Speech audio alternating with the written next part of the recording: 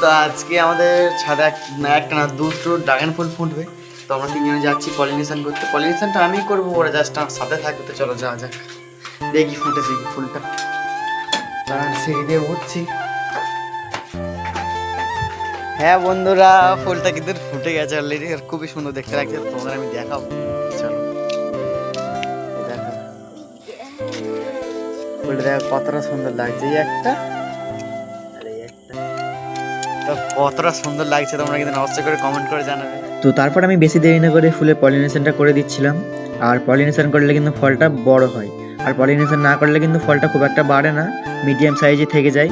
তো সেই জন্য আমি পলিনেশনটা করে দিয়েছিলাম তাড়াতাড়ি করে। তো দেখো ফুলটা কতটা সুন্দর দেখতে লাগছে। আর ফুলটা রাত্রেবেলা ফুটেছিল 8:30 থেকে 9টার মধ্যে যে ফুটে গিয়েছিলো, আর আমরা তারপরে কিন্তু পলিনেশন করতে গিয়েছিলাম। তো তোমরা যদি ভিডিওটা ভালো লেগে থাকে তাহলে সাবস্ক্রাইব এবং ফলো করে দেবে। বাই। আজকে ক্যামেরাম্যান হচ্ছে আমার ভাইপো, আমি পলিনেশন করছিলাম আর এ হচ্ছে ক্যামেরাম্যান করছিল।